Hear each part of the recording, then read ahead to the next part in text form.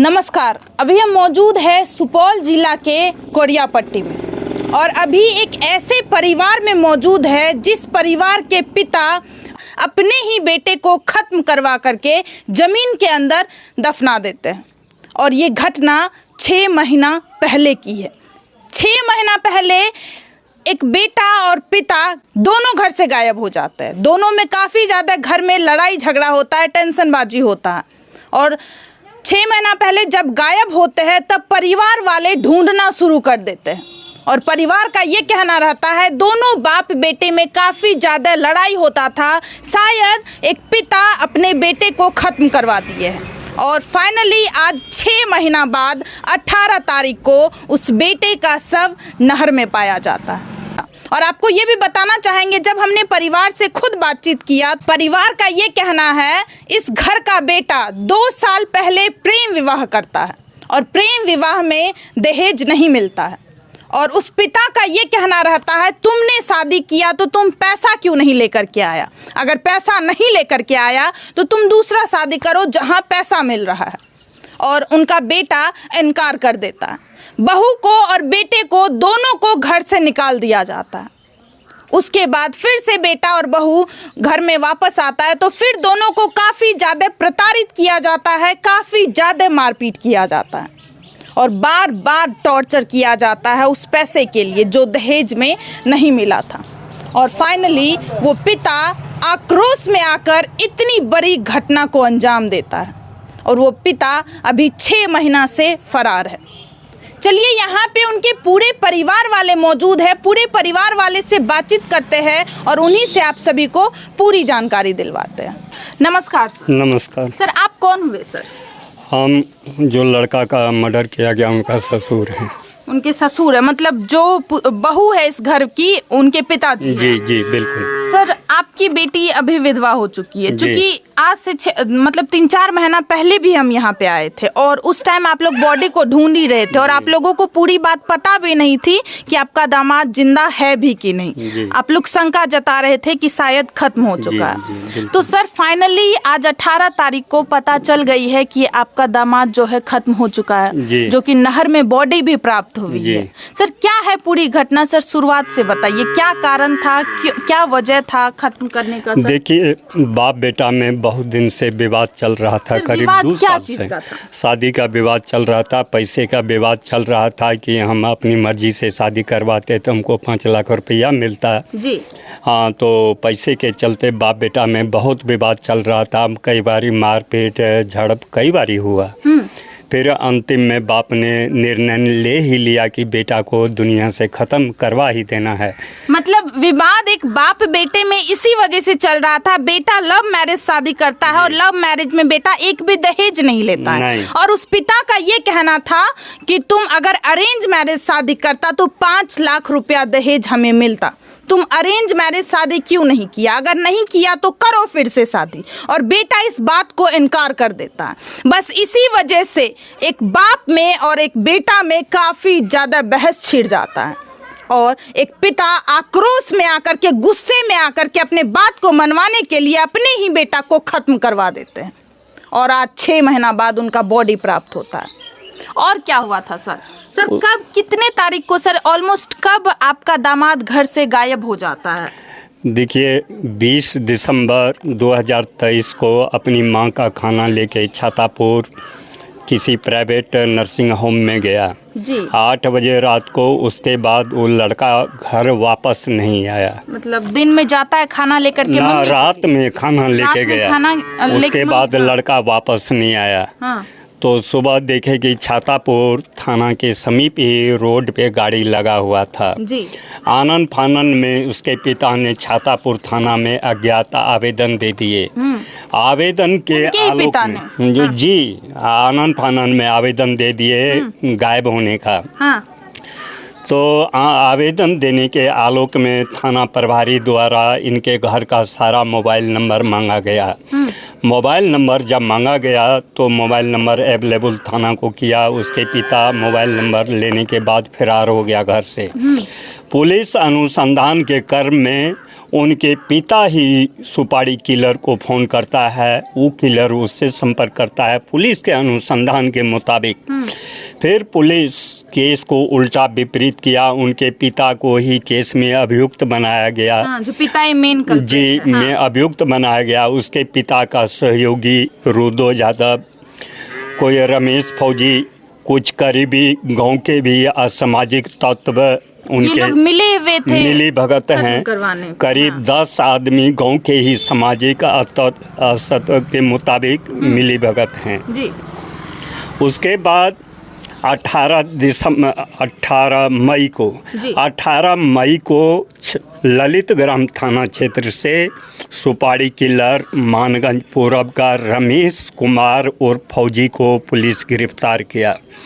उसको काफ़ी मकसद के बाद पूछताछ के बाद पता लगा कि छातापुर से 10 किलोमीटर पश्चिम मिर्चैया धार में लड़का को दफनाया गया मार के।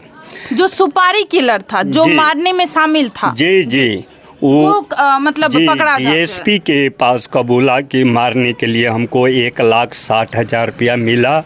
हम लोग 4-5 आदमी 5-6 आदमी मिल के उसको धार में मिट्टी में गाड़ दिए हैं, दफना दिए। फिर पुलिस 18 तारीख को जेबीसी के साथ काफ़ी थाने की फोर्स के मौजूदगी में खुदाई किया।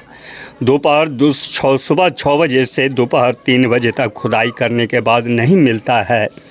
फिर डीएसपी खुद कमान संभाल के लड़का से सख्ती से पूछताछ किया। फिर उसी जगह धार के समीप लाश को संध्या काल निकाला गया।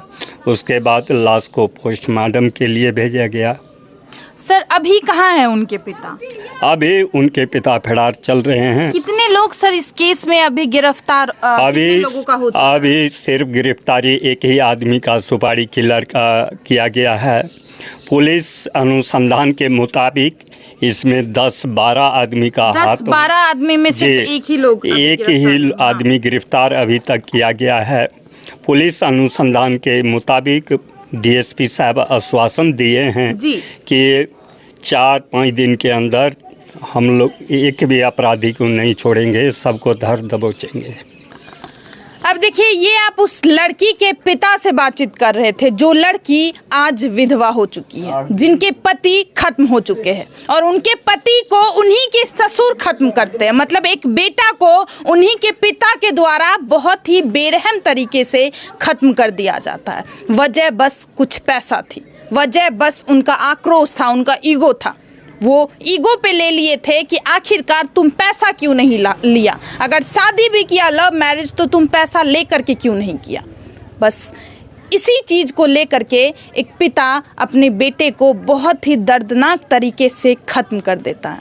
आपने सुना होगा कि एक माता पिता अपने बच्चे को बचाने के लिए, अपने बच्चे के सेफ्टी के लिए किसी भी हद तक चले जाते हैं, और ये पिता अपने आक्रोश में अपने ईगो को सेटिस्फाई करने के लिए अपने ही बेटे को ख़त्म कर देते हैं। और भी कुछ लोग यहाँ पे मौजूद हैं, उनसे भी बातचीत करेंगे और उनसे भी आप सभी को पूरी घटना की जानकारी दिलवाएंगे। चलिए चलते हैं। सर, जो मृतक है वो आपका कौन था? वो भतीजा था। भतीजा था जी। और आपके भतीजे को आप ही के भाई के द्वारा खत्म किया जी। सर, एक पिता अपने बेटे को खत्म कर देना सर, मतलब उसको पता ही नहीं, उसको समझ में नहीं आता था सब मेरा लड़का है। इतना वो मतलब बेटा के लिए दुश्मन बना हुआ था। हाँ। ये लगता नहीं मेरा बेटा है। क्यों सर, क्यों सर? इसीलिए मतलब उसको लगा जो मतलब जो अपना मर्जी से शादी कर लिया, एक शादी करने के लिए, मतलब शादी कर लिया बेटा, इसी वजह से उनको खत्म कर मतलब जो हमको 5 लाख हम अपना मर्जी से करता था, उनको 5 लाख रुपया मिलता। हाँ। 10 लाख रुपया मिलता, वो हमको नहीं मिला।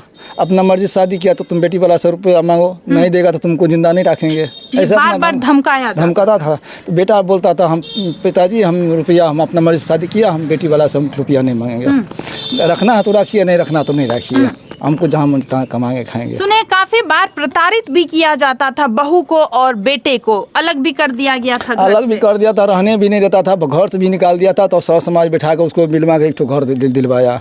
घर भी दिलवा दिया तो रहने ये भी पता नहीं चला, अलग भी कर दिया तब भी उसको पता नहीं चला कि हमारा बेटा अलग में है कि हम अलग में है। जो काम करता था बताता था, वो सारे काम करता था। ऐसा बात नहीं अलग में है तो हम बेटा बहुत सीधा साधा लड़का था। मतलब डर से वो दिन भर रोदा में खड़ा करेगा तो रोदा में, धूप में खड़ा रहेगा तो धूप में खड़ा रहेगा, पानी में खड़ा रहेगा, ऐसा लड़का था वो।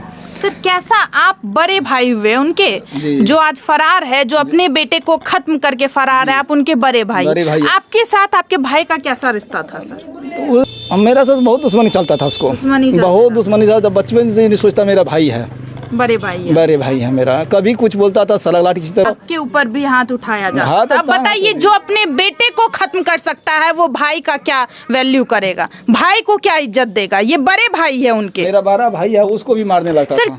क्या सजा का डिमांड करते हैं अपने भाई? उसको सजा मिलना चाहिए सर, मतलब जो दोबारा आना नहीं चाहिए। आएगा तो साला किसको क्या करेगा नहीं करेगा उसको कहना मुश्किल है। वो दूसरे जी बेटा, छोटा बेटा एक और है, उनको भी धमकी बार बार आ रहा है, उसको भी धमकी देता था, उसको भी जिंदा नहीं रखेंगे हम, हमको तुमको भी नहीं छोड़ेंगे, इतना तो मोबाइल से धमकी देता देता। आप अभी जिस व्यक्ति से बात कर रहे थे, ये उस व्यक्ति के बड़े भाई है, और बड़े भाई का कहना है हमें वैसा भाई नहीं चाहिए, उन्हें कड़ी से कड़ी सजा मिलना चाहिए।